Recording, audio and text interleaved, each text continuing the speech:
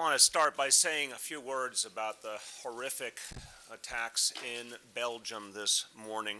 Our hearts go out to all those who are injured, to the families of those who were lost. We are deeply saddened. The toll right now stands at least 30 dead in Belgium and at least 170 injured, and sadly we expect that toll to increase. We stand in solidarity with the people of Belgium, with Prime Minister Charles Michel and Mayor Yvonne Mayer of Brussels, and all of the people of that nation that has been at the front line of the fight against terror. And they are not alone. We stand in solidarity with the people of Turkey and who have been victims in recent days of car bombings and other attacks that have taken many lives. The community of nations has to stand together at moments like this and reject the forces of terror and the appalling violence that they wreak upon innocent people. And we in New York City stand ready to fight against terror in every way. Let me say at the outset, there is no specific and credible threat against New York City at this time, but we are in a high state of vigilance and readiness because of the investments we have made in building a strong anti-terror capacity in this city. Our Critical Response Command, 500 plus officers at the ready, highly trained, well-armed, plus our Strategic Response Group, our Emergency Services Unit.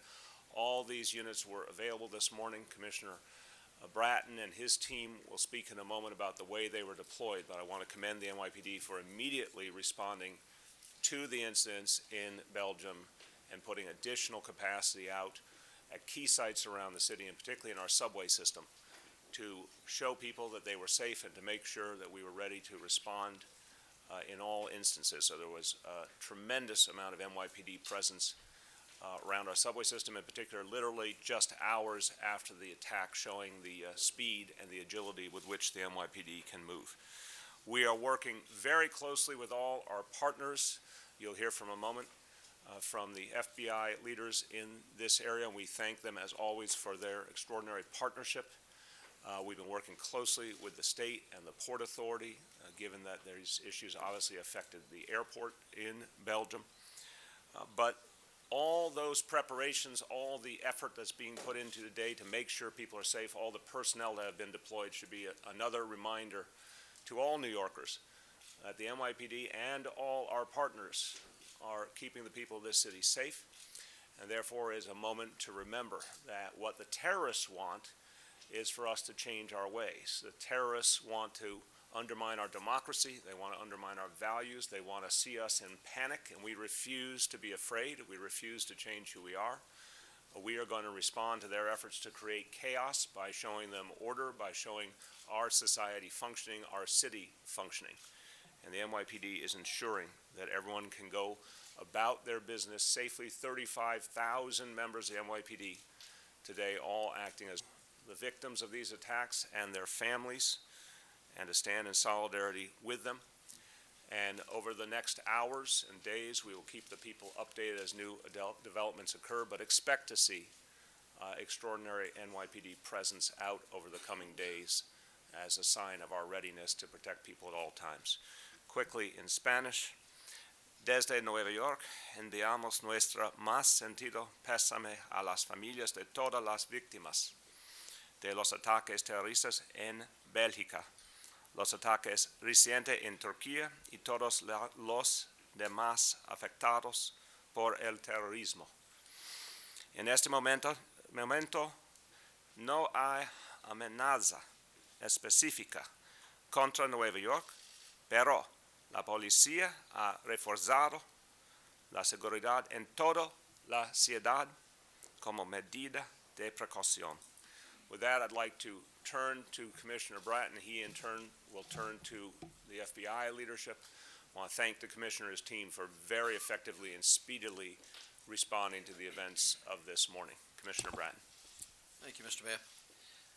We're joined this morning group at the front here, and he will speak shortly. Carlos Rodriguez, who is the FBI Assistant Director in charge here of the New York office.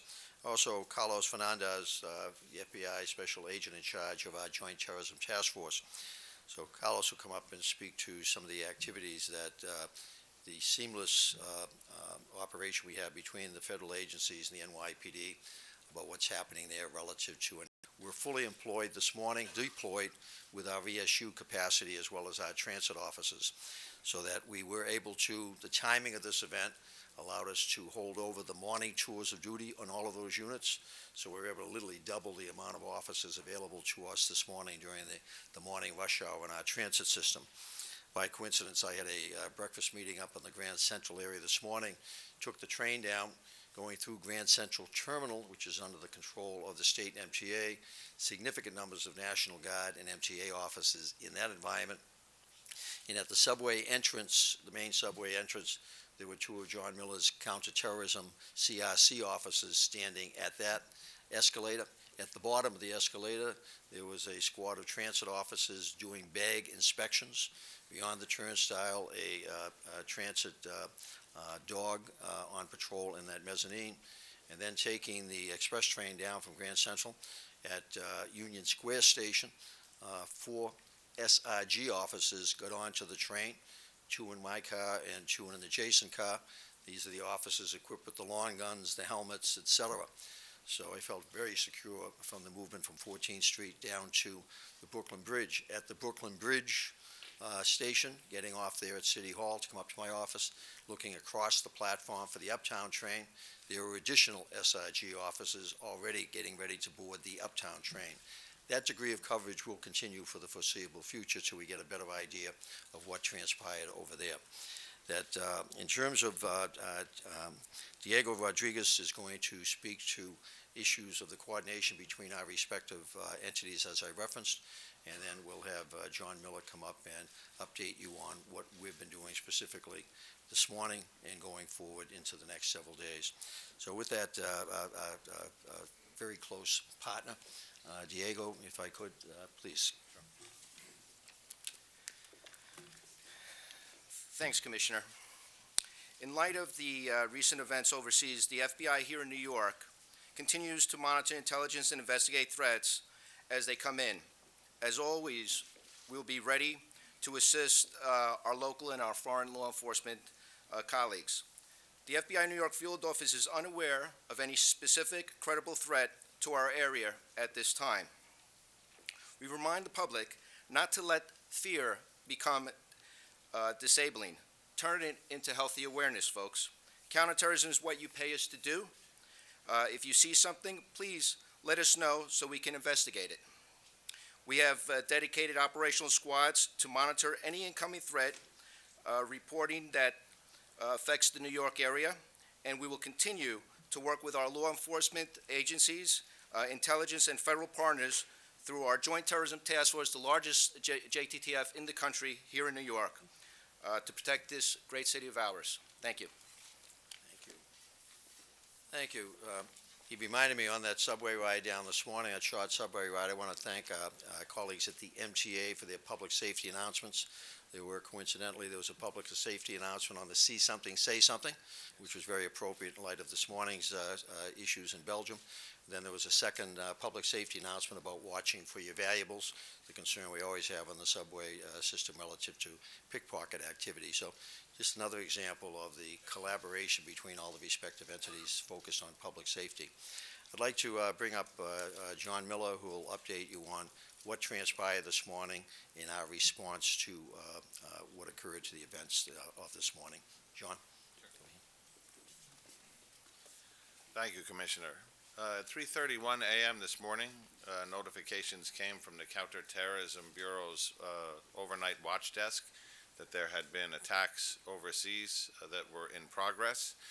Between 3 o'clock and 4 o'clock in the morning, phone calls between myself, Chief of Department Jim O'Neill, Chief of Citywide Operations Tom Pertell, Chief Waters from the Counterterrorism Bureau, Chief Galati from the Intelligence Bureau, started a number of wheels turning that would change the shape and picture we saw this morning.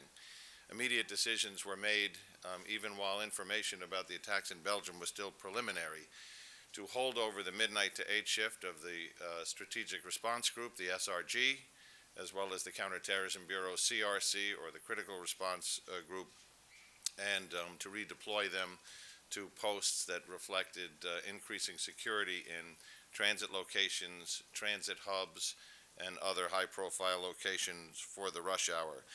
This included heavy weapons teams, special weapons teams, transit K9, Special Operations Division, explosive detection K9, our vapor wake dogs that can move through crowds and detect suicide bombers on the move, as well as numerous bag check at subway entrances, posts, as well as explosive residue detection machinery that was deployed at other bag check locations. So what you saw was the sum total of a couple of hours' work that brought hundreds of people, lots of equipment, and special talents to this morning.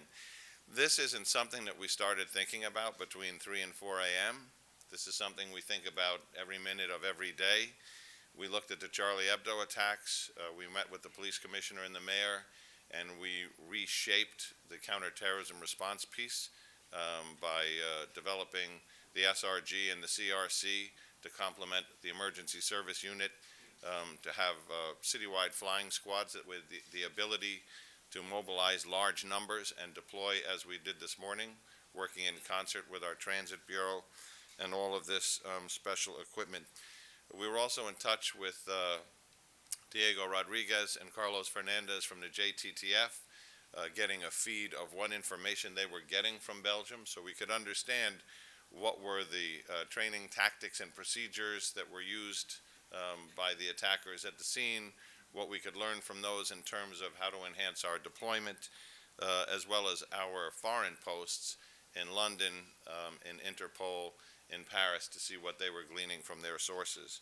So this was an all-out effort that is part of the normal drumbeat of trying to manage the threat stream in New York City. I would point out a couple of other things, which is, as part of this, the commissioner and I are going to be in Washington the day after tomorrow, meeting with the National Counterterrorism Center and talking to them about the latest intelligence and cutting-edge thinking in terms of counterterrorism, and comparing notes about what New York City is doing with other cities.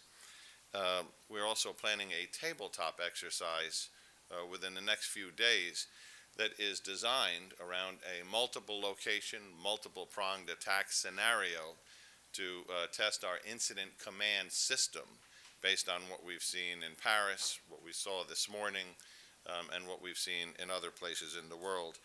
And finally, I would just like to point out parenthetically that all of this happens at a time when we see a budget proposal to cut the Urban Area Security Initiative funds, as well as other key counterterrorism funds to New York City by 50%, which is something I just thought I would take this opportunity to remind you, as the mayor did before Congress a few days ago, seems to make no sense in this environment, especially based on the idea that what we were able to marshal and deploy today, outside of the personnel costs, is largely things and entities and elements that are funded from those dollars.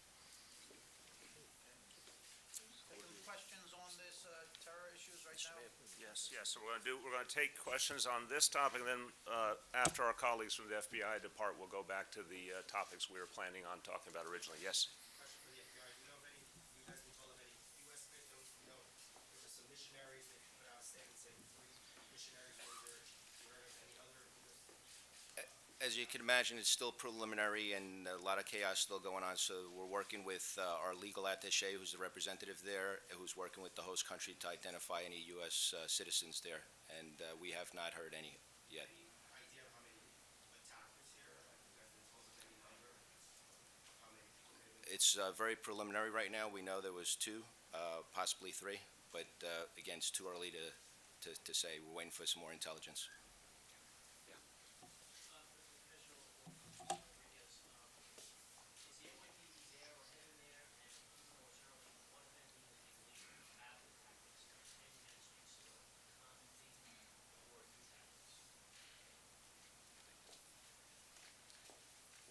So in these types of situations, we'll get ready to deploy a team of folks, depending on the requirements necessary for this type of crisis. Sometimes we'll send some special agent bomb techs to assist. We'll certainly send the personnel, both part of the JTTF, so task force officers will go as well, depending on the investigative needs, again, depending on if we have any U.S. citizens or at the request of the host country. Go ahead. At this time, it's too early to tell exactly how it was carried out and compare it to anything. You have a, hold on, you have a. Yeah. I don't know if you happen to be bilingual. Yes. Okay. Sí, señora. O sea, lo que estamos haciendo ahorita en la FBI es viendo la inteligencia que está llegando aquí a los Estados Unidos, estamos mirando si hay víctimas ciudadanas americanos de aquí, y si hay nosotros, eso es parte de la responsabilidad de la FBI, y investigar eso y mandar un equipo de agentes allá para ayudarle a los de Bélgica a investigar este caso. Spanish is almost as good as yours. Yeah, go ahead. Lessons did you learn from Paris that influenced what you guys did this morning, specifically the attack? I'll just start and pass to the Commissioner. You know, I've mentioned to some of you that I visited Paris after the first attacks, January of last year, the Charlie Hebdo attack and the attack on the kosher market. And the conversations that we had begun here about strengthening our anti-terror capacity really jumped forward after that, because it was quite clear, despite very, very substantial efforts, that there were vulnerabilities evident in the first Paris attacks that we had to learn from and address. And that's when we came to the conclusion that we needed a much stronger, dedicated anti-terror force, the Critical Response Command, that had to be 500-plus officers, that had to be officers dedicated to anti-terrorism, not borrowed from precincts on a temporary basis, but a dedicated force, well-armed, well-trained, to inhibit acts of terror and to be ready for any eventuality. I want to thank Chair Vanessa Gibson from the Public Safety Committee and the City Council, because the City Council was very supportive in the budget process last June, that gave us the resources so we could create that Critical Response Command. So I have to say it is sobering, having seen the pain that Paris has gone through and now Brussels has gone through. But it is a reminder we do need to learn from each incident, and we quickly made adjustments after that first Paris attack, which have given us the capacity that literally this morning was turned on a dime. Within just an hour or two, that capacity was visibly in evidence in our subways. I may expand on the mayor's comments that this is an issue that, in my case, I probably spend about 40% of my time as police commissioner on counterterrorism-related issues. A lot of that you see at these news conferences, but a lot of behind-the-scenes briefings, discussions. John Miller mentioned that we'll be down at the NCTC for our presentation and shared discussions on Thursday. We have an upcoming trip to the Mideast to further our relationships there. John already has a scheduled trip with some of his people over to Paris and Belgium as a follow-up to the previous incidents. So the timing of that trip now will be even more beneficial in light of what just happened in Belgium. We are in the process of adding another detective to Europol that to deal with many of the issues that they are dealing with. So this is something that we are continually modifying and expanding upon, and it is important, as we can clearly see, because we still remain one of the top terrorist targets in the country. On the left. Commissioner, Commissioner Adolph, you're looking at justice. In light of the recent arrests in Belgium and, of course, the incident today, have you modified or changed or targeted any of your surveillance of any subjects of interest here? I think I can speak for both federal colleagues and what we're doing. We, at any given time, are very engaged in staying aware of potential threats in terms of individuals, et cetera, in the city. And as we gather more intelligence, we have certainly ramped up that activity as it relates to those that we have concerns with. but the intelligence gathering and sharing, particularly from the Federal Bureau of Investigation, will be beneficial to ensure that there is not a nexus between what happened over there and with the individuals that we might have concern with over here. So that's one of the first things that goes on, and the benefit of the FBI with their international relationships, being able to very quickly identify is what we are looking at here, is there a nexus to what occurred over there. Let's see, there's Ann, this side, and then we'll come back over to the other side. Go ahead. Commissioner, you mentioned ramped up security at major transit hubs. Are there any other New York City landmarks where we can expect to see security? And also, you mentioned you're in touch with the Port Authority Police. What about the airports, bridges, tunnels? Airports, bridges, tunnels of all separate entities. As I referenced in my walk through Grand Central Terminal this morning before going down to the station, the state agencies were very present there. The military, large contingent of them, the MTA personnel, and my assumption is that any of the Port Authority, airports, et cetera, you're going to see a similar ramped-up operation. We really have worked very hard, as you know, over these last several years to have seamless relationships and coordination with them on all of these issues.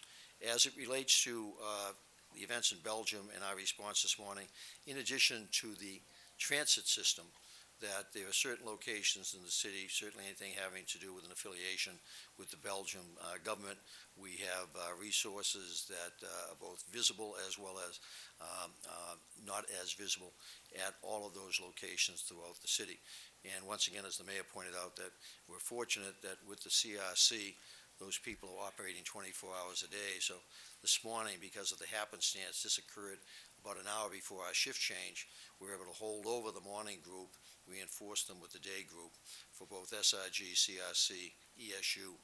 So we will continue that double capacity for the foreseeable future as far as holding over the shifts of these specialized units, so we can provide that coverage not only into the transit system, but some of the special sites, particularly at this point in time, Belgium and France. And also major site, Times Square and other major sites in the city, you're going to see a very clearly expanded police presence there. If I may Please. follow up on that, Mr. Mayor, that by coincidence, and we'll be up, the mayor and I, this afternoon at the Times Square area, that Chief Fox, who was not here this morning, we were putting in place today, it began today, a 55-person dedicated unit to the Times Square subway system. Every day, 500,000 people go through that system below ground, in addition to what we have above ground. As you're aware, earlier in the year, we put a 100-person unit dedicated to the Times Square street area. Starting today, we have a dedicated unit that will be housed in the subway system at Times Square. So by coincidence, they began their operation today. They're there for a combination of crime visibility as well as the specialized training they'll be getting on counterterrorism capabilities. So we'll be visiting that entity this afternoon. Over there on the right. Louder?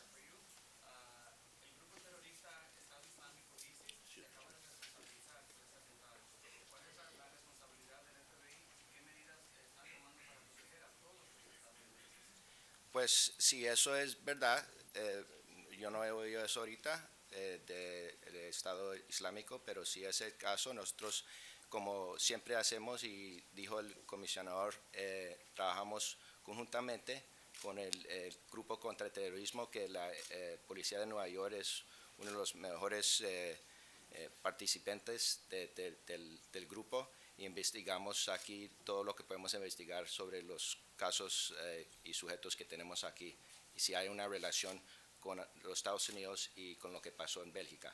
Those of us who are hindered by only speaking one language thoroughly, could you give everyone a quick translation of that?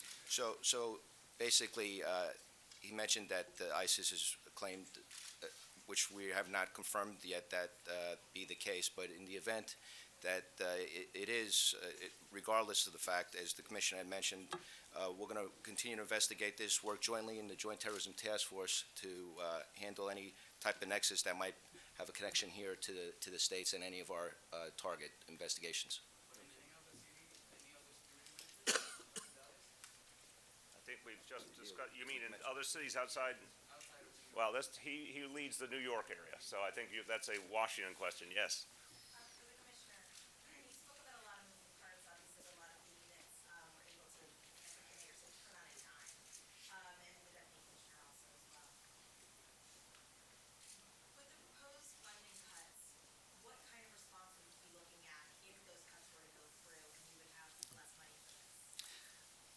don't think it's fully understood just how dependent we are on the partnership with the federal government, and particularly the funding they have provided since 9/11 billions. And the concern this year of the cuts that the mayor was testifying before Congress about, that I testified a month ago about, is that it goes to the heart and soul of how we function. For example, I think you and the New York press are aware of our domain awareness system, created by my predecessor, Commissioner Kelly, and significantly expanded upon by this administration. That's the entity that's literally the brains behind all of this. That's a $50 million funding cost every year paid for by the federal government. That is the heart and soul of our system, the radiation detection, the license plate scanners, the camera systems, the interoperability of all of that. In addition, a lot of our equipment is funded by those federal dollars. A lot of our personnel, all of the analysts, the civilian analysts, who we pay a very good salary to because of their expertise, those are totally funded by federal dollars.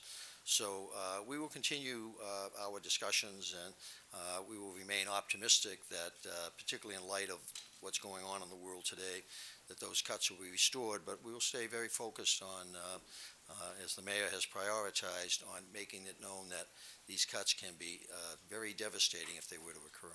I do the last one on this side, then we'll go back over to that side. Yes? Commissioner, does the political chatter against extremism hurt law enforcement undercover efforts, and if so, in what way? Could you say it louder? Political chatter against extremism, does that really hurt law enforcement undercover efforts, and if so, in what way? Against extremism. I I do don't know not. if I understand the question. What do you mean against extremism? Political discussions about extremism on the national level and building a wall and that sort of thing, does that hurt undercover efforts? I'm not sure. I appreciate the question. I'm not sure I see the thread. But I would, let me turn it to a similar point. We believe, and we've talked about this a lot, that the NYPD needs to work closely with all the communities of the city. And that is part of what keeps us safe, to have that relationship, to have the flow of information and partnership with each and every community. Under Commissioner Bratton, a lot has been done to improve the relationship with a lot of communities in this city. And I think that's part of keeping us safe in terms of everyday crime, but also it's part of how we inhibit terrorism. Come over this side, yeah. Yes, the FBI is in here monitoring about 100 people 24/7. Who could possibly be inspired by these attacks as explosives? Is the NYPD monitoring anyone else, and are you concerned that there may be copycat attacks? Diego, you want to start off, and I can chime in? Yeah, as we mentioned, we're going to ramp up on all of our subjects here, 24/7 surveillance, and cover them just in the event that there is some type of connection. And if there is, then at least we'll be already on them.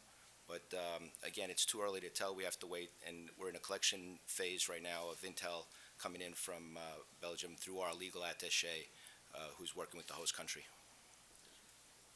In reference to that activity, and not confirming at all the number you used, that there are at any time in this city people that we are watching very closely. And one of the great strengths of the NYPD and the relationship we do have with the Joint Terrorism Task Force and the FBI is that at a time such as this, we have the ability to also quickly ramp up that type of monitoring or surveillance, or expand it if necessary, if there are additional subjects that we want to take a look at based on the investigation of, for example, the events in Belgium. So that's a capability that you really don't see. What you do see is a lot of what we're talking about this morning, the uniform presence, but behind that uniform presence is a unrivaled intelligence gathering and analysis capability, strengthened by the extraordinarily close working relationship we have with our federal colleagues. Ozzy. For gentlemen, can you just explain what you're going to be looking at when you go over to Paris and Belgium? What specifically do you want to bring back to help New York City law enforcement in terms of securing future events? Sure. With every attack where we travel overseas to walk backwards through those events, what we're looking for is, what was the intent of the attackers? How did they execute upon their plan?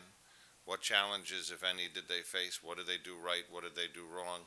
What was the response to that attack by the local authorities? How was it effective? How could it be more effective? In other words, what can we learn from what they can tell us and teach us, whether it's the actions of the terrorists or whether it's the advice we get from the local authorities that we can bring back here and put to work. How that's demonstrated is if you look at the trip that Chief Galati made to Sydney, Australia, after the Lindt chocolate store kidnapping and hostage situation. We took a number of things that changed our hostage negotiating training and posture because of elements that were seen in that event that we hadn't seen before in other events.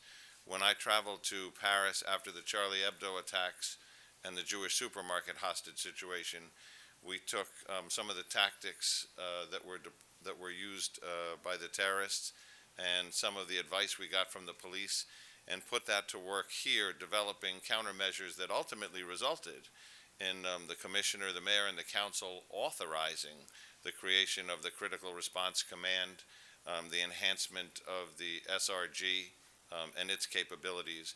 So from each one of these things, we try to take a lesson that we can turn into a practical response here so that the most robust, complex, layered counterterrorism effort launched by any municipality in the country and perhaps the world can be enhanced further by what we learn. If I may follow up on John. John, just don't step away for a moment.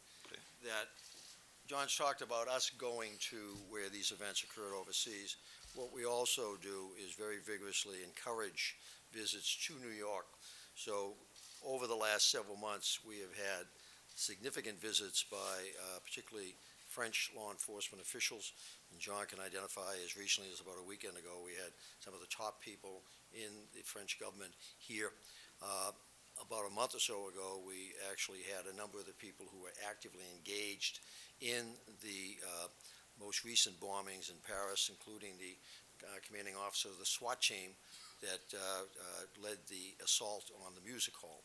So the intimacy of relationships we have, we not only go to them, but they are willing to come to us and share with us with great intimacy their experiences.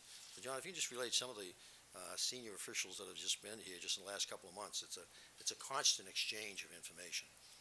We met with senior officials from police agencies. What was interesting is that much of what we developed was from the lessons that we learned from their colleagues during our visits to France. Yep. This is for Commissioner Bratton as well as Director Rodriguez. Just your perspective on this. The previous attacks didn't have the heightened alert from law enforcement that we saw in today's attack. What was your initial perspective that this attack actually took place, considering that there's been so much law enforcement attention? I'd actually beg to differ that any time one of these events occur overseas, Charlie Hebdo, More recent the Paris mul- attacks, mul- mul- yep. the multiple attacks, the Australian, we take a very quick look and decide what do we need to ramp up to address. This morning, in some respects, was easier for us in that over the last year, we have developed a much more robust capacity to respond. CRC, SRG, ESU, and the new equipment they're getting, we've greatly expanded the number of dogs we have, for example. So, and today was specific to transportation issues. The metro line going to that line runs directly to the seat of government over there. And then the airport assault was directed against two American flag carriers, American and Delta. So with that type of information, it allows us to, select and choose what we need to ramp up around. So what you saw this morning, what you'll see over the next several days is the increased capacity that the mayor and the city council have created in terms of 1,300 new offices that feed SRG's expansion under Chief O'Neill and CRC under Commissioner Miller. Allow me to clarify. These attacks this morning took place in Belgium, took place at a time when we had seen. My comfort level is that exactly what occurred this morning is what has been created in this department, that it literally, both independently and in a cohesive fashion, they start acting on their own, Chief O'Neill with the entities he controls, but then they very quickly bring it into a cohesive, coordinated effort. And that's exactly what John described. The first call certainly to Joint Terrorism Task Force, to our FBI colleagues. But this is a well-oiled machine, the NYPD. It moves very quickly on these things, very, very quickly. In terms of the type of attack this was, it seems to be, kind of more like would you describe it more like a soft target? You have it sort of on the outskirts of the airport where there's no real security and then you have a metro. How do you sort of protect against something like that? I mean, this has been sort of an issue, I guess. A lot of it is, in fact, the intelligence. We talk so much about that, the idea we have so many people trying to detect the threat before it occurs. You're correct that airports are really never soft targets. They're always a higher priority. Transit lines, because they are so pervasive, are a form of soft target. And so we have clearly seen this particular group of terrorists, if in fact the attacks today are related to the earlier Paris, are focusing on certain venues for maximum impact, both in terms of fear. So today, Belgium, the capital is totally shut down. Flights in and out of the city, shut down. Transportation within the city, shut down. Even the cell phone capacity was quickly overwhelmed. There's almost 1 million people who started using their cell phones. So that's what they intend to try to do, maximum impact in addition to the casualties. So in a city like New York, we've talked about this before, that one of the reasons that the mayor has been so adamant about growing the counterterrorism capability is to try to provide as much prevention focus, but if an incident were to occur, that we have the reactive capability at the same time. Let me just add to that real quickly. Look, this is the question I think everybody worries about, and the answer is, first, again, let's listen to the facts about that preventative capacity. There have been 20 terror plots that were directed at New York City since 9/11, so over 15 years. When I testified before the Congress, I handed out the list with the detailed profile of each of these. Each one was thwarted because the NYPD has such extraordinary capacity, and after 9/11, it was quite clear we needed our own capacity to protect ourselves. Now we have a much stronger partnership with the FBI and Homeland Security and other partners, both federal and state, than we ever had before. So that's really greatly improved that ability to prevent. That's the first thing every New Yorker should think about. For 15 years, the NYPD has prevented something like this from happening. And it's not because people weren't trying. They were trying. We're the #1 terror target in this country, but they were thwarted. Second, we've added so much more capacity just in the last year, and it was quite visible today in the subways. That has a preventative impact too, let's face it. Any criminal, any terrorist is less likely to strike when they see a lot of force being deployed and a lot of preparations in place. That's worked for us for years. It's going to be even more effective with these expanded units that will now be available. And then, God forbid anything was initiated, the goal is to immediately stop it dead in its tracks and limit any impact. We had the active shooter drill that we did with the Homeland Security, the Department of Homeland Security Secretary Jay Johnson was here with us. This was a few months back, and that was an example of preparing to limit any kind of attack, even if it would occur. Again, the capacity here is so much greater than it was even a year ago to do that. So I think everyday people should recognize the incredible amount of resources and manpower that's being deployed to protect them, the incredible coordination between the federal government and the NYPD, and recognize that's added up to a lot for 15 years. And the last part of the equation is we cannot let the terrorists change who we are. We cannot live in fear. We have to go about our lives because literally the goal of terrorism is to change us, and we will not allow them to change us. Okay, two more on this topic, please. Would New York State shut down transit if there was a bombing in the airport? I'm sorry, what was that? Would New York State shut down the subway if there was a bombing in the airport? There's a bombing in the subway and at the airport. That's kind of theoretical. New York City closed down their transit system if there was a bombing at the airport. It's theoretical. It's theoretical, but initially we would, in terms of if something were to occur in one line, we'd be concerned about, as happened on 7/7 in London, multiple transit-related events. That is the concern. And one of the propensities of both Al-Qaeda, when they were dominant, and now I sees that has become so dominant is the multiple event. This morning was a multiple event, Paris, multiple event, Charlie Hebdo, multiple event, and Al-Qaeda before them.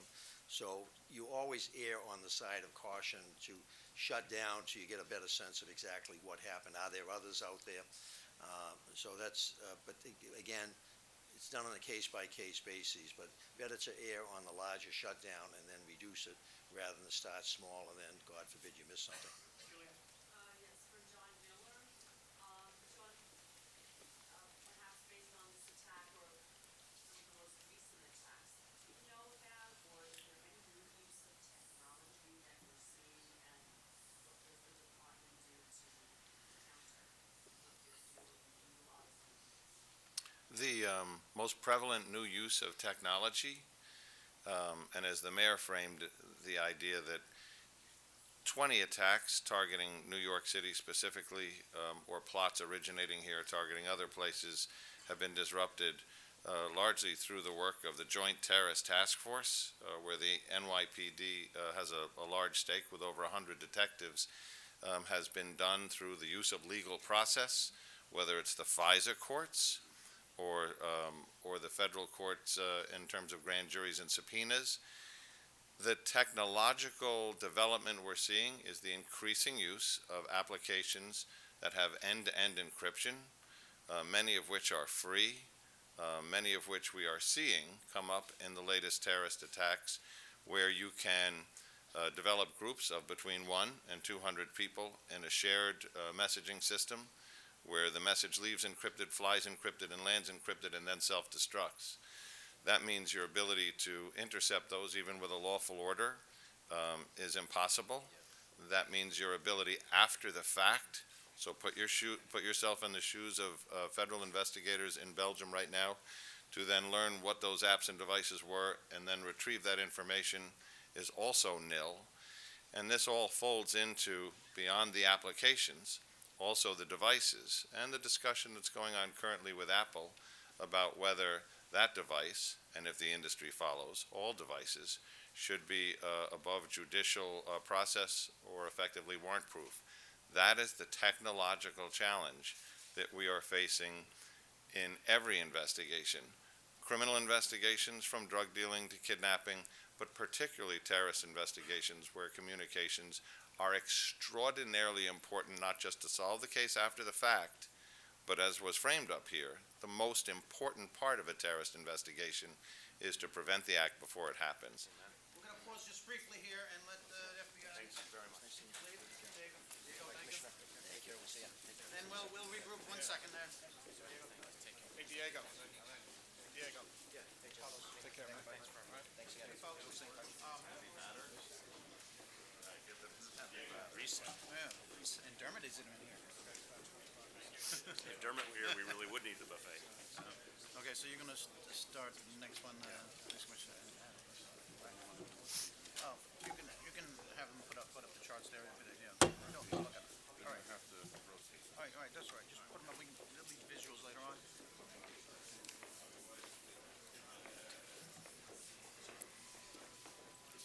Steve, you want the same people? Probably won't need Tommy, but Tommy Price, yeah? might want Larry Byrne on the, Now, let's talk a little bit about our new anti-stabbing initiative that's being rolled out.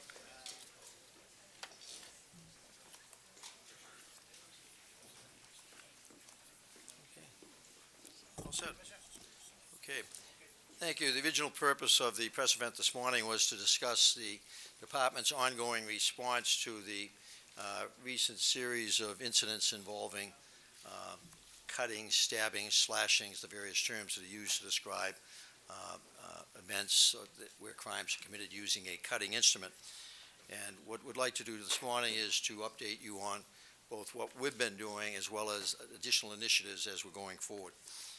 Since the beginning of 2016, there's been a noted increase in felonious assaults involving cutting instruments, recorded as stabbings and slashings. Based on current statistics, the year-to-date increase in these crimes is approximately 22% as of this morning.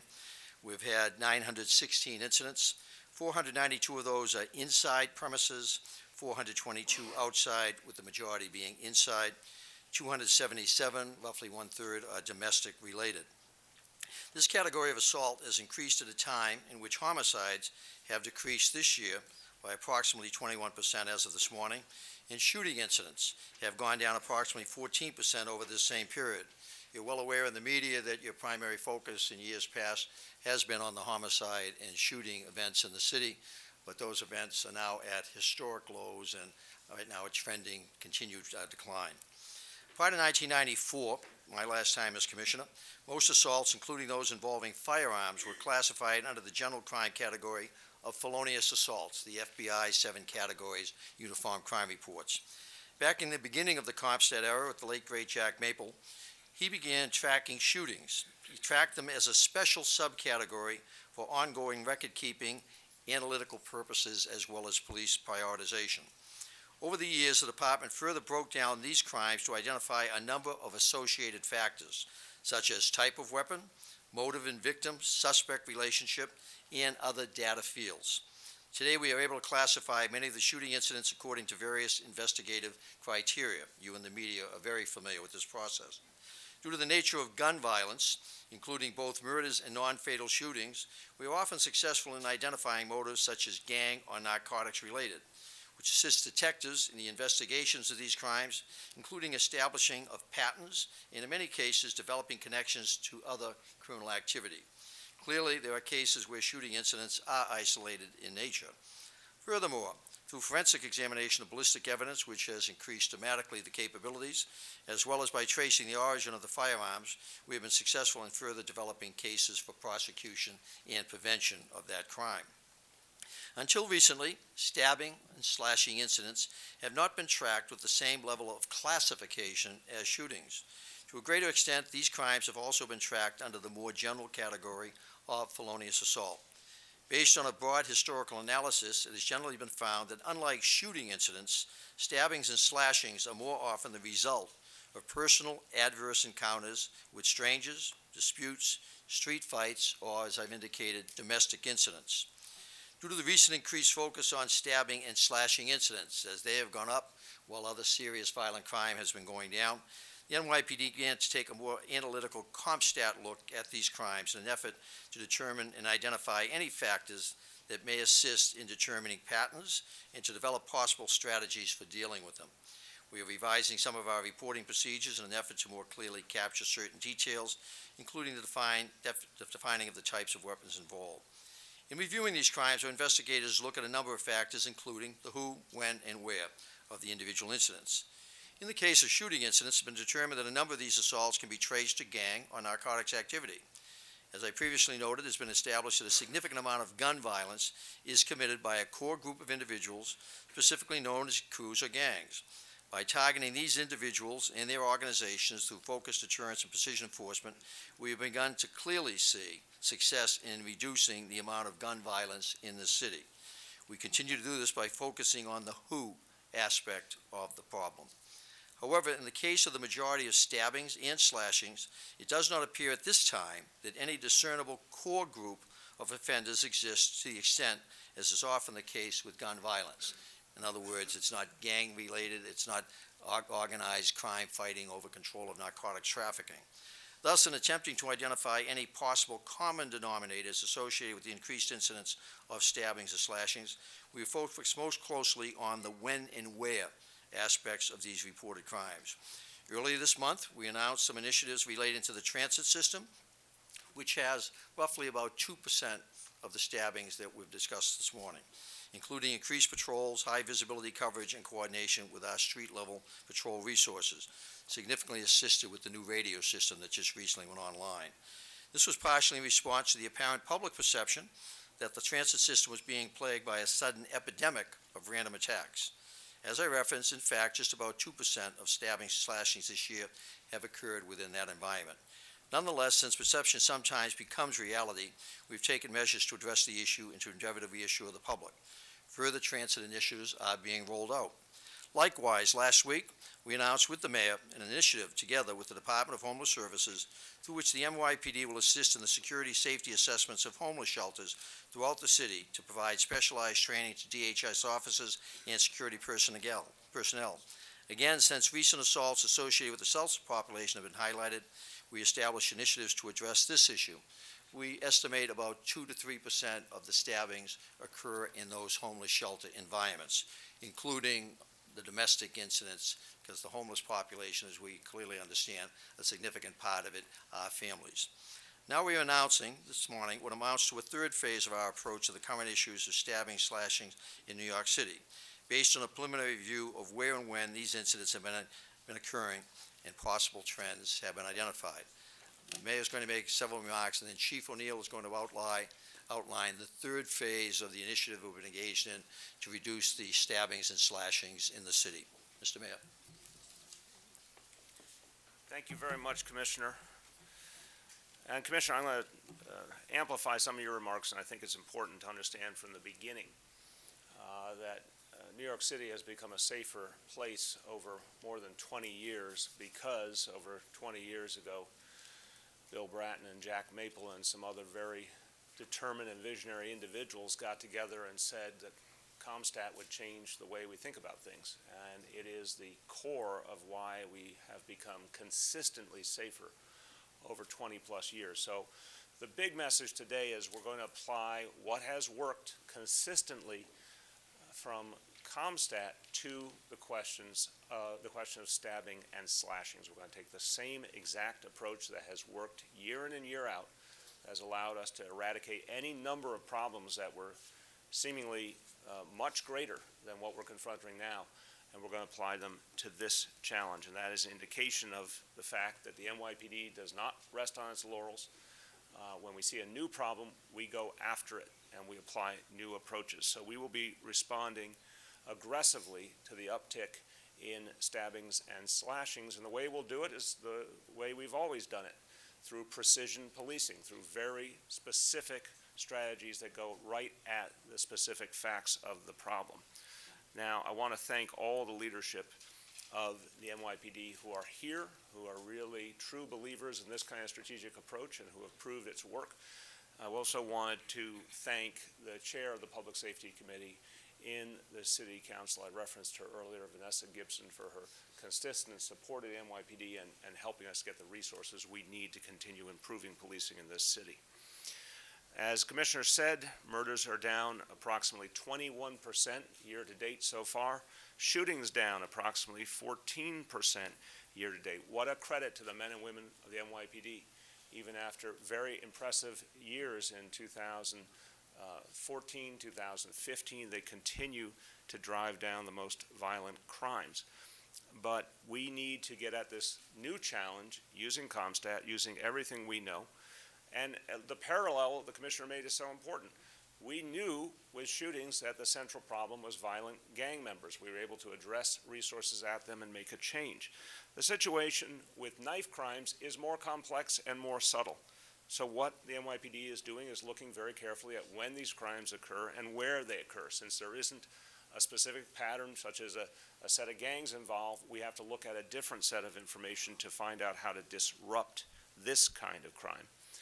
Well, we had a lot of attention on the fact that there had been some crimes in the subway.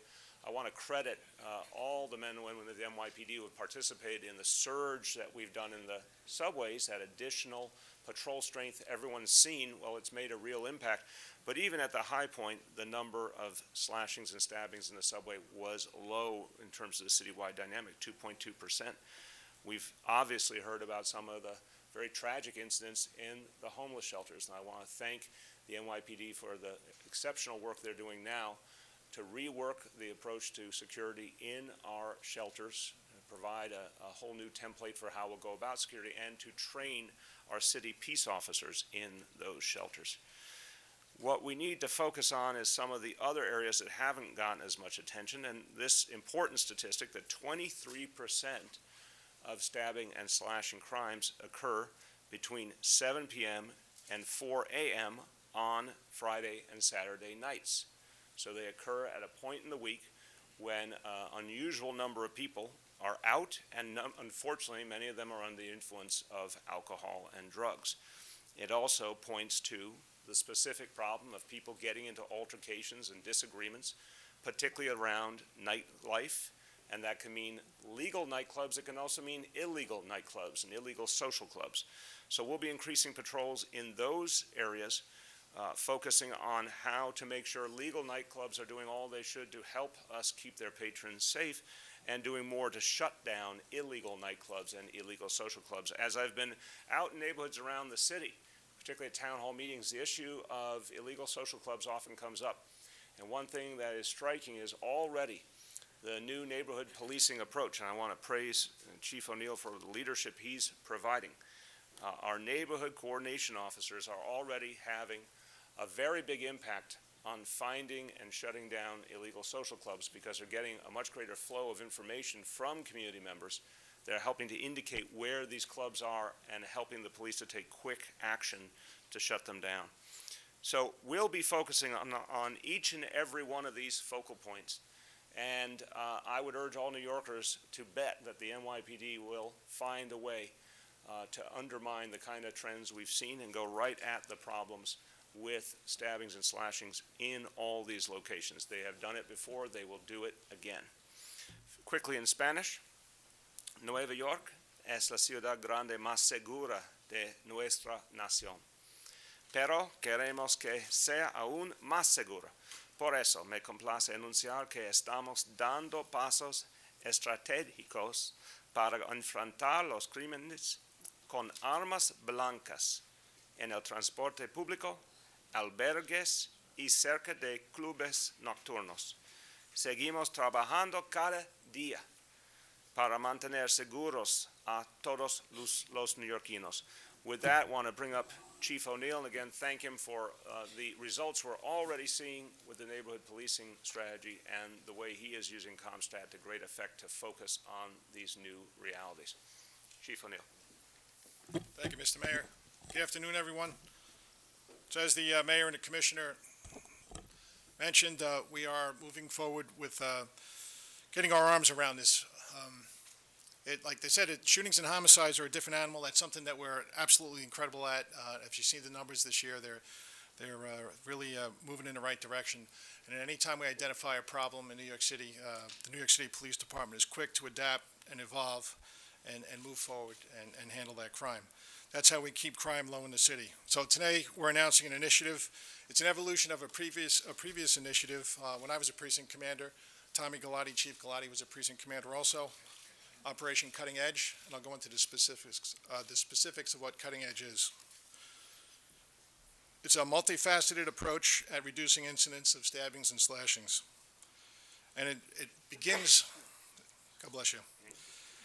I appreciate your blessing. Yes. Okay, thank you. It begins with ensuring that we capture stabbings and slashing incidents correctly. We are disaggregating that information this year very carefully for the first time. They are part of felonious assaults, as were shootings. Total felony assaults this year are 4,100, and we have 897 of them are stabbings and slashing, so it's a little under 25%. So they were lumped in with felonious assaults.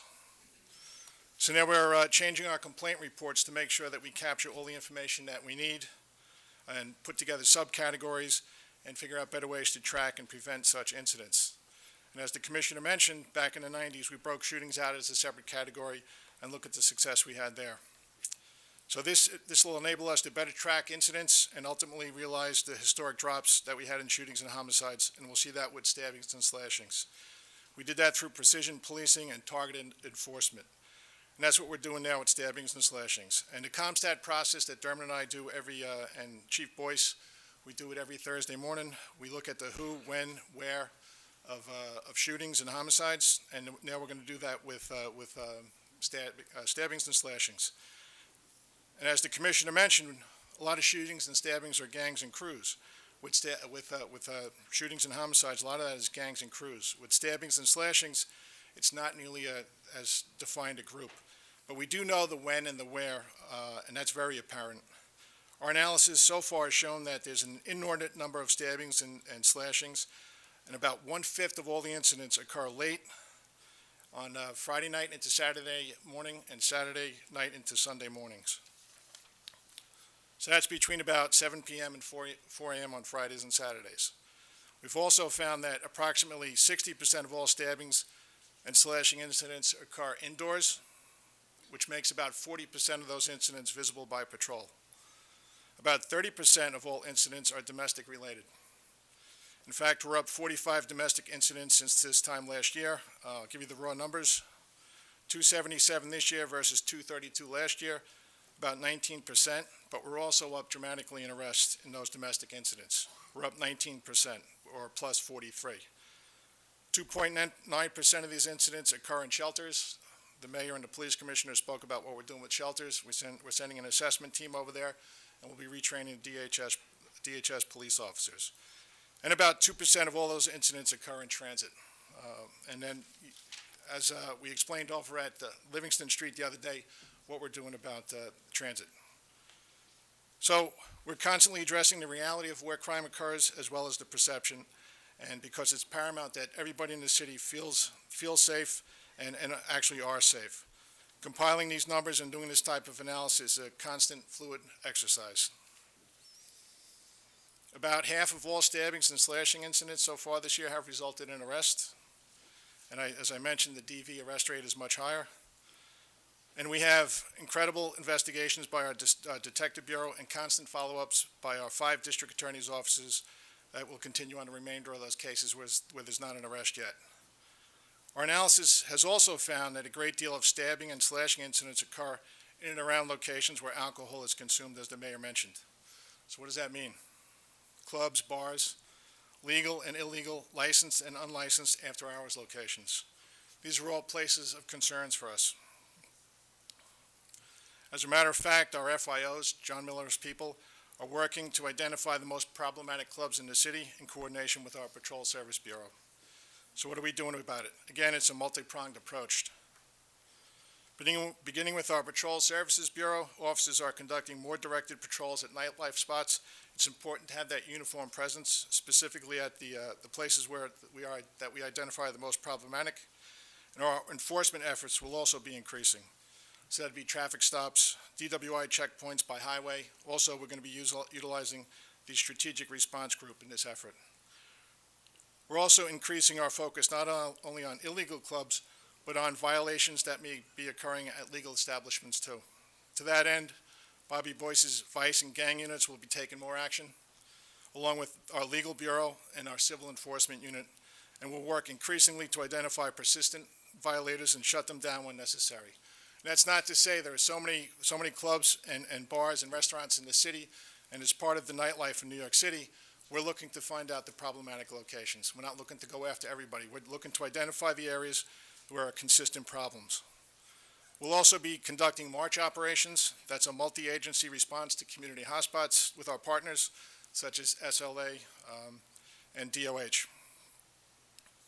We'll also be looking at how and why stores sell certain kinds of cutting tools. This is an important part of cutting edge. We'll be reminding the public that our police officers about we'll be reminding the public and our police officers about the legal definitions already on the books regarding knives and box cutters and other potential weapons.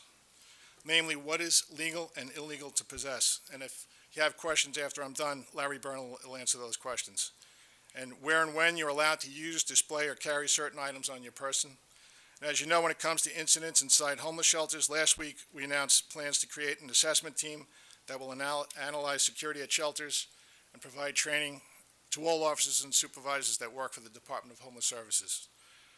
We're also asking the public to take an active role in preventing stabbings and slashing incidents. And that's, the mayor talked about neighborhood policing and our NCOs. And it is a shared responsibility. So as our NCOs are out there and conducting working groups and visiting locations, if you do know any locations where there are illegal social clubs operating or any problematic bars or locations, you have to stay in touch with our NCOs and make sure we move to solve the problem. We're also asking the nearly 800 volunteers who joined our community partner program to assist by keeping their eyes and ears open. Those who live and work in our neighborhoods are invaluable resources to the police and to this program. We're here to protect you, and we need an open dialogue with you. And while we need the public to remain as vigilant and aware as they are, together we can help identify the problem, develop good intelligence about this crime, and solve the problem and move forward and keep the city safe. Thank you. Take the questions on this topic if you have any, please. Yes, what percentage of these attacks are random? So, Bobby, I think I got this number correct. I think it's 23 out of the 897 incidents. So do a percentage. 23 out of 800 what? 897. A very small percentage. You could do the math. Marcia? Mr. Mayor, the last time you and I spoke about slashing and stabbing, you told me we needed to agree to disagree about the need for additional actions, and you said that the 2,000 new cops that were coming on would be the answer to the problem. So I have two questions. Number one, what made you change your mind that something new was needed? And secondly, since you campaigned and in the beginning of your term you were against hiring new cops, why are you now turning to additional police as your salvation? Well, you're compositing a group of conversations, and I don't think you did it accurately, to be clear. What I said is I have faith in the NYPD to solve the problem. And I believe that the questions you were asking did not recognize the fact that the NYPD had consistently solved problem after problem that we have confronted, and they're going to solve this problem too. The fact that they have consistently driven down crime, that murders are down, that shootings are down to historic levels, that they immediately acted in terms of the subways, and it's had a real effect. My point is I have faith in ComStat as a system. I have faith in the NYPD leadership, and they've shown time and again that they can address any challenge. Second, I believe that the additional 2,000 officers will only add to our ability to address these problems, and they will be here this year. So as we're addressing problems in the here and now, more help is on the way to secure that progress. And on top of that, the neighborhood policing strategy is deepening. So I have a lot of faith in what's being done at the NYPD. So why did you change your mind about the need for additional strategies? Again, I said to you that the NYPD was doing the things that would make an impact. Now, one thing that has happened in just the last few weeks is we've seen some different numbers than we saw even a month ago, and it provided more of an insight into where there were areas we could get at. And I think what's being laid out today, if you look at these facts, again, I would never blame the media for the attention, for example, they put on the subways, but it turns out that's 2% of the problem. The challenge that Chief O'Neill has identified so clearly is around the nightclubs, the social clubs, both legal and illegal, and that particular Friday night and Saturday night time frame. So more and more attention will be put there. I'm convinced the NYPD is constantly looking for ways to get at problems more effectively, and I'm going to make sure they have the resources they need to do so. Final one, and then we'll go over here. Mr. Mayor, I do have another question. The fact of the matter is that you and I have discussed this repeatedly, and your feeling was that there wasn't a need to do it.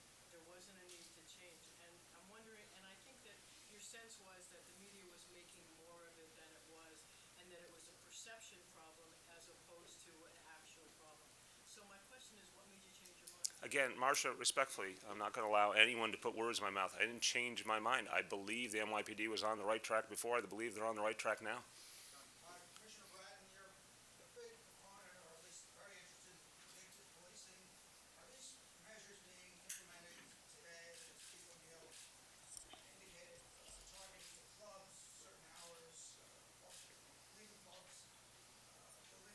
Is this a form of using NYPD to some form of predictive policing? Well, it's definitely a form of predictive policing, precision policing. The predictive component of it is we can predict with certainty during those hours in those locations that there is a likelihood that we will have this type of crime. And so the precision component is putting our resources in there before the fact, licensed premises inspections, working with the state liquor authorities on the licensed premises. We've already identified the 20 clubs that we have the most concern with. Believe me, they're going to have a lot of visits from us over the next several weeks. We're going to be constantly in those premises. That the whole focus here is that we have seen the increase in this category of crime and have gone in and dissected it to identify what can we actually have impact on in terms of prevention and what can we have impact on by more quickly responding to it. So I'm very comfortable that in the weeks ahead, as a result of this, you'll see some numbers going down. It's a different, as Jimmy talked about, it's a different animal than shooting. Shootings in the city, a much smaller population possessing a gun and willing to use it. And you've clearly seen the strategies, the gun courts that the mayor just announced a month or so ago is focused on that particular problem. This problem is much more diverse. Knives are a constant in our lives. They're everywhere. They're everywhere. So somebody in a moment of passion, domestic violence, dispute with a neighbor, there's a ready instrument available to do that in these nightclubs. So again, what we have done is we are focusing Bob Boyce with his people. Additionally, we have coming out on the street, I graduate a class very shortly, and out of the academy, I have another one coming out end of June, early July. So it's almost like 1,700 additional officers that'll be coming out into the street that we invested in a year ago with the budget. Took us a while to train them. So in addition to the strategies we've just developed, we will also have more resources to focus on those strategies. I just want, I don't know whether it's possible to answer this or not, but most of the instruments with which these slashings and stabbings are done, legal to carry or illegal, or is it possible to know that? That's a great question. That's part of what Bob Boyce's assignment is going to be. As we are now looking at this problem of stabbings, slashings, cuttings, we're going to be developing a new database. And so that's one of the elements we will look at. Is the weapon legal, kitchen knife, illegal, gravity knife, so that we have an ability to dig deeper and deeper and deeper, and where do we need to focus our attention? Kind of eliminate knives from society, impossible. But the box cutters, for example, that are so frequently used and so frequently carried, that is something we can have an impact on by going to the places in New York City that sell them and taking off the shelf and putting them behind the counter so that you have to effectively show you over 21 in New York City to buy one. You may recall when I took over Transit Police, well, you would, yeah, you were around back in those days, that in 1990, when Maple and I began the initiative, Fare Evasion Initiative, the idea was 250,000 people a day not paying the fare. 1 out of every 7 we stopped coming through was wanted on a warrant, but 1 out of every 21 was carrying a weapon, ranging from an Uzi on down to the very heavy amount of people carrying box cutters. So the effort going against box cutters can pay great dividends by reducing the availability of that device. So many of the slashings we're dealing with are somebody with a box cutter running up and doing the quick slash. And so, again, we are going to learn a lot more about this problem. It's like a doctor. We've got a patient that has gotten ill with it. We are now going to quickly identify what are all the different prescriptions we can use to help that patient get better. Do you have any more data on the trend of the where and when that this is happening? You said 23% Friday, Saturday, late night. Oh, sure. Only 2% subway, 3% homeless. That's CompStat. Same for the subway. We'll look at that 2% that's occurring in subway during what periods of time.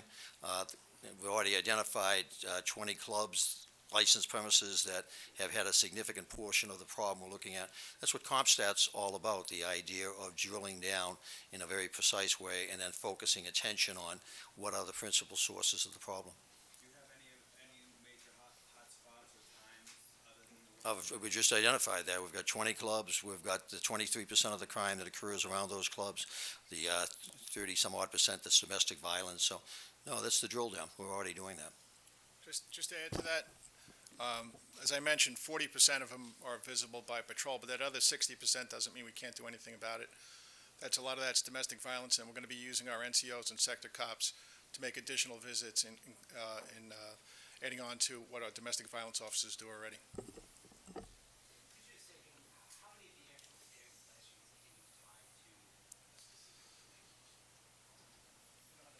Yeah, I don't have that breakdown for you, but Chief Boyce will get that to you. If I could just add to that really quickly.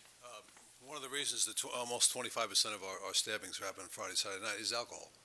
We had a young male who was stabbed on the subway this past weekend. Initially, it was just an argument on the subway.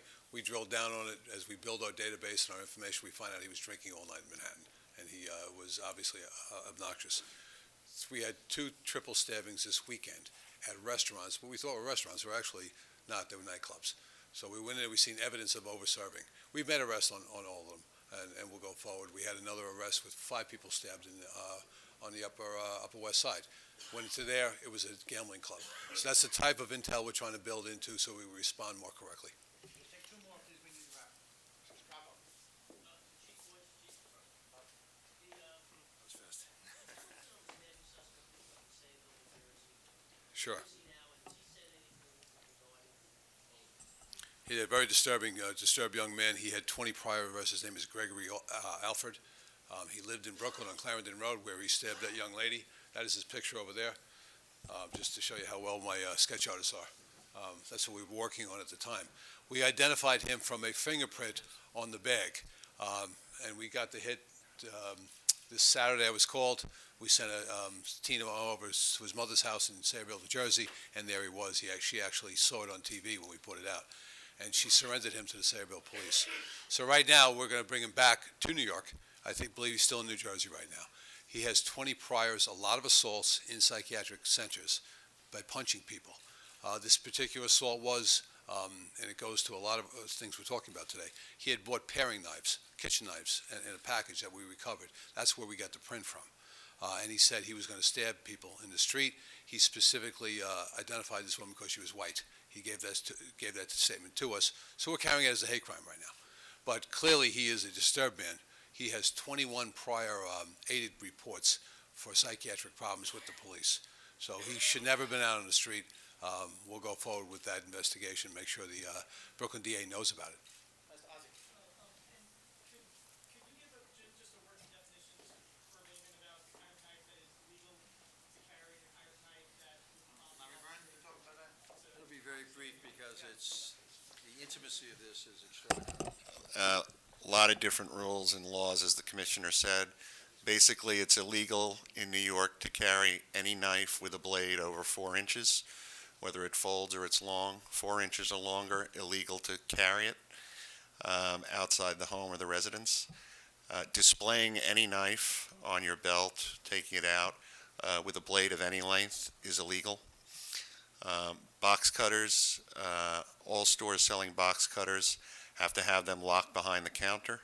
If they're out in plain display, that's a violation. And it's illegal to sell box cutters to anyone under 21 years of age. As the Commissioner said, much of this is occurring in people's apartments and homes. It is not illegal to have steak knives or scissors in New York City. Thank you, folks. Thank you very much. Thank you. Yeah, we're going to be doing off-topic in just a moment. I'm going to leave you. Thank you, sir. We'll firm up this now. Good. Good.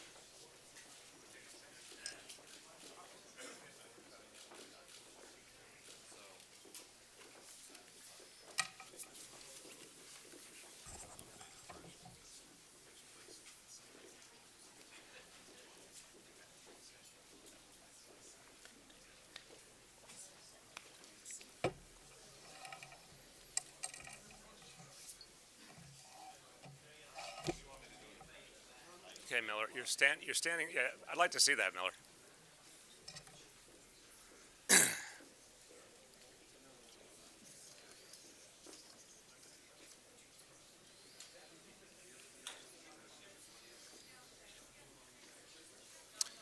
All right, we're almost ready. Let me just say something up front, and then we will open it up. We are, in the next short while, the City Council will be voting on the affordable housing legislation. And this has been a very important discussion for this city, determining what's the best way forward for creating affordable housing for people who need it, particularly our senior citizens, so many of whom are on fixed incomes, and preserving affordable housing we have. Because of the votes today, we will be able to fulfill the commitment we've made to build and preserve enough affordable housing for 500,000 people. And particularly striking is the fact that for the first time in the history of this city, we will have a requirement that developers must create affordable housing. Anytime there is a rezoning of a neighborhood or even of a single building site, affordable housing will be required as part of whatever new is built. Or if a developer does not offer affordable housing as part of the package, they will not be allowed to build on the site. So this will be the most progressive affordable housing policy of any major city in the country. And the first time the rules of the game have been changed to really benefit the people and not just the real estate developers. Important day for New York City. I want to thank the members of the City Council for their support. With that, I want to welcome questions on that topic or anything else. Yes? On that topic, Mr. Mayor, there's still some council members who say every band of MIH should have had a mandatory minimum, and there's one that does not. What was the reaction when Councilmember Williams and others were saying we need a mandatory minimum in every band? Why couldn't that be involved? I think it's a perfectly fair concern, but what we've tried to do in everything with the affordable housing plan is recognize what's really going to get housing built, because there are real-life economics that have to be accounted for. Every neighborhood is different. And by the way, for those who have said, oh, it's a one-size-fit-all plan, it's not true. It's quite flexible depending on neighborhood realities. Some neighborhoods need more lower-income housing. Some neighborhoods need more housing for nurses and cops and firefighters. Some neighborhoods are more likely to have more private sector involvement in development. Other neighborhoods are going to need more subsidy to make development happen. So it really depends on the place, but the specific set of options we put together was to maximize the chance that affordable housing would be created and not ignored, meaning that we wouldn't have places where no developers were willing to do anything. And look, we all know that the economy in general is a question mark. We see what's happening around the world. We cannot always depend on the kind of hot real estate market we've had in the last few years. We need a plan that will be here year in and year out that will constantly encourage the creation of all types of affordable housing. So the plan we came up with, we think, is hits that kind of balance to actually incentivize the creation of affordable housing. We don't want a situation where developers say, we don't see any formula that works for us in a particular neighborhood. Mayor, the Daily News has been writing a lot about this Long Island House of Flowers where these foster kids were abused. I'm wondering, would you support a change in the state law that would eliminate, like, the statute of limitations for child sex abuse cases that sometimes prevents people from being able to prosecute? We are investigating that situation in Long Island, obviously, with a great deal of concern. We have to do everything all the time to protect our children. I'm not familiar enough with the statute of limitations. Broadly, I want to make sure that anyone who's a danger to our children we can get, and we can get them away from our children. But I want to be careful because I don't know the nuances of the statute of limitation question. Mayor, in rural neighborhood Park Slope, there have been a series of push-in robberies. I'm wondering, first, are you familiar with it? And second, have you warned your tenants about being careful? I've not spoken to my tenants, but I do know the 7-8 precinct is doing a lot to alert the community and to work with the community every day on a host of issues. So my view is that's a very, very well-protected neighborhood and a very effective precinct. There was a comment from the police commissioner during testimony yesterday about letters to the CCRB when he deviates from their recommended punishment for a police officer that gets disciplined, and it was revealed that a lot of times the letter is not made public because of it's part of the personnel file of the police officer under state rules. I'm wondering if you would like that rule to be changed so that the commissioner's letters to the CCRB when he deviates from their recommended punishment be made public. Again, I don't know the current legal requirements. We obviously want to make sure there's transparency, and we're very proud of the fact that the CCRB has greatly improved the processing of cases. The average, I think, now is about 9 months from start to finish. That's a great improvement over what was. And we want to make sure that both community members and police officers are treated fairly with speedy determinations. But in terms of what's the appropriate level of transparency given confidentiality issues in the law, I don't have enough expertise. We have to get back to you on that. Other topics, anyone? Going once, going twice. Thank you, everyone.